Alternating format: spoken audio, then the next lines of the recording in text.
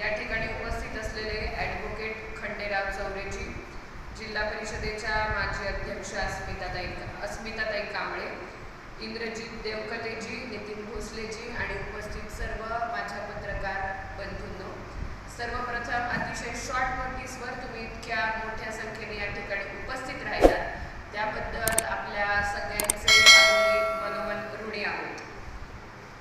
आज 6 एप्रिल 2024 भारतीय जनता पक्षाचा स्थापना दिवस म्हणून आम्ही साजरा करीत असतो. 1980 साली सुरू झालेला भारतीय जनता पक्षाचा हा प्रवास आज लोकशाहीच्या खऱ्या अर्थाने आपण जनमताचा कौल घेऊन सरकारची स्थापना करतो. लोकशाही असलेल्या या देशामध्ये आपण वास्तव्य करत असताना लोकसभेची रणधुमाळी याच काळामध्ये सबंध देशभर आपण बघतोय. धाराशिवमध्ये देखील लोकसभेची ही रणधुमाळी आपण अतिशय जोरदार धाराशिवमध्ये बघताय. आम्ही नेहमीच भारतीय जनता पक्षाने बूथ जीता तो देश जीता ही संकल्पना राबवलेली आहे. ज्या लोकशाहीमध्ये मतदान करण्यासाठी मतदार आपला हक्क बजावत असतो तो असतो बूथ, आणि तो जितका सुदृढ, तो जितका बळकट, तेवढीच लोकशाही बळकट करण्यामध्ये आमचा मागच्या काळामधला प्रवास झालेला आहे. फक्त निवडणुका आल्या म्हणून नाही, सरकार आहे म्हणून किंवा सरकार नाही म्हणून या कुठल्याच गोष्टीचा फरक आम्हाला कधी पडला नाही. आम्ही आमचा बूथ मजबूत करण्याचं काम गेल्या अनेक वर्षांपासून करतोय. आजच्या दिवशी लोकसभा डोळ्यासमोर ठेवत असताना आमचा मतदार बंधू आणि भगिनी यांच्या संपर्कामध्ये या अनुषंगाने जावं. भारतीय जनता पक्षाचा स्थापना दिवस हा आमच्यासाठी आमच्या अस्मितेचा, मनाला ऊर्जा देणारा आणि कायमस्वरूपी एक मार्ग दाखवणारा दिवस आहे. मार्गस्थ करत असताना प्रेरणा देतो. तो दिवस आम्ही प्रमाण मानून बूथ विजय अभियानाला सुरुवात केलेली आहे. आजच्या दिवशी समाजातल्या त्या शेवटच्या घटकापर्यंत पोहोचण्यासाठी आमचे जे अजेंडे आहेत, महायुतीचे जे अजेंडे आहेत, ते घेऊन आम्ही आमचा बूथचा अध्यक्ष आणि पन्ना प्रमुख यांच्या सहित सगळ्यांना घेऊन मतदाराच्या घरोघरी जाण्याचा उपक्रम हाती घेतलाय, जो बूथ विजय अभियानाचा महत्त्वाचा उपक्रम आहे. अतिशय छोट्या छोट्या ॲक्टिव्हिटीज घेऊन आम्ही मतदारापर्यंत जाणार आहोत. मला आपल्याला सांगायला अतिशय आनंद होतो. 2014 मध्ये आम्ही आमच्या मतदाराला जी वचनं दिली होती ती 2019ला आम्ही पूर्ण केली. 2019ला आम्ही जे बोललो होतो ते सगळं पूर्णत्वाला आज आम्ही 2024 मध्ये नेलंय.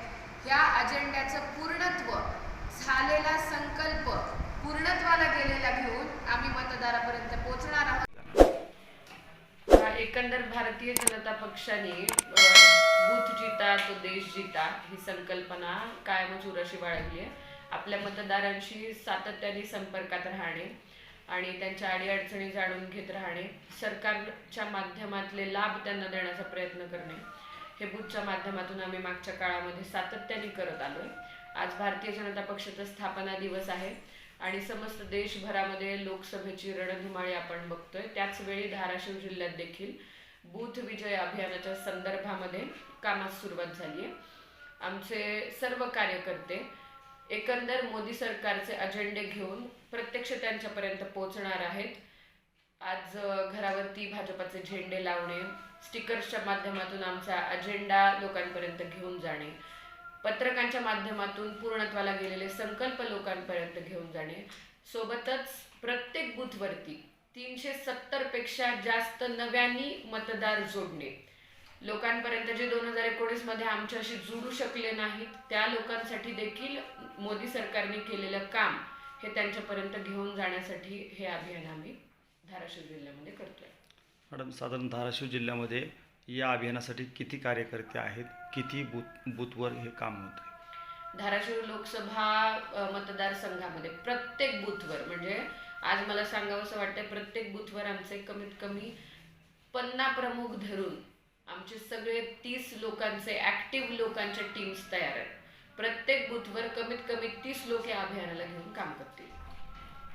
त्यांच्या माध्यमातून कशा पद्धतीने काम होणार आहे, ते किती दिवसामध्ये काम पूर्ण करणार आहे?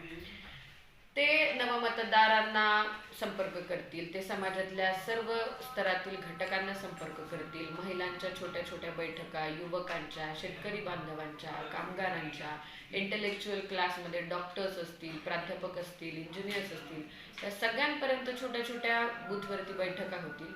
त्यांच्यापर्यंत मोदी सरकारने, मला सांगायला आपल्याला आनंद होतो, 100% लोकांना दिलेलं वचन 2014चं 2019 मध्ये पूर्ण केलं, 2019चं 2024 मध्ये पूर्ण केलं. त्यामुळे आम्ही अतिशय आनंदाने मतदारांपर्यंत जाणार आणि मतदारांचा उत्तम कौल मिळून आम्ही बूथ विजय अभियानाच्या माध्यमातून धाराशिव लोकसभेची जागा प्रचंड मताने विजय करून आणणार, असा विश्वास यावेळी व्यक्त करावासा वाटतो. राज्यामध्ये सध्या मराठा आरक्षणाचा मुद्दा फार गाजतोय.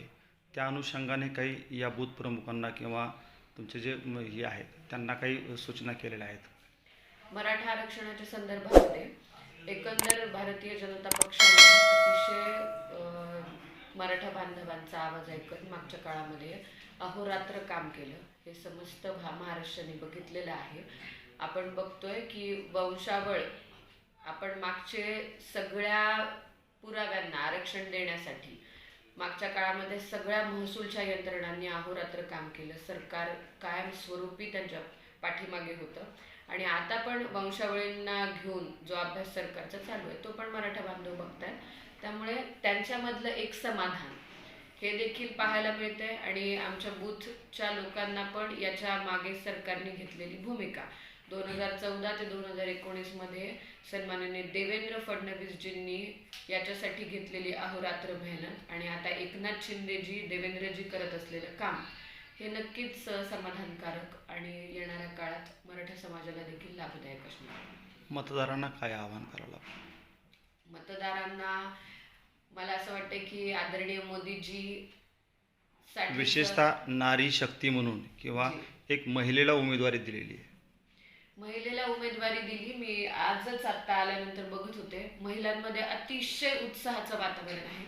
अर्चनाताईंनी मागच्या काळामध्ये महिलांसोबत केलेलं काम, महिलांसाठी केलेलं काम, जिल्हा परिषदेच्या उपाध्यक्षा असताना देखील त्यावेळी देखील महिलांसाठी राबवलेले अजेंडे आणि एकंदरच समाजामध्ये त्यांची या व्यक्तिमत्वाची महिलांमध्ये असलेली लोकप्रियता ही मला इथे आल्यानंतर प्रकर्षाने जाणवली. माता भगिनींमध्ये अतिशय उत्साह आहे. माझ्यातली एक म्हणून त्या अर्चनाताईंकडे अतिशय आपुलकीनी आणि त्यांच्यासाठीचा उमेदवार याचा उत्साह त्यांच्यामध्ये आहे. त्यामुळे नारी शक्ती वंदन बिल हे येणाऱ्या काळात सगळ्यांना दिसणार होतं, पण आज मोदी सरकारच्या या अजेंड्यामध्ये एका महिलेला मिळालेली ही उमेदवारी खऱ्या अर्थाने महिलांना एक बळ देणारी आहे आणि धाराशिव जिल्ह्यामध्ये उत्साह निर्माण करणारी.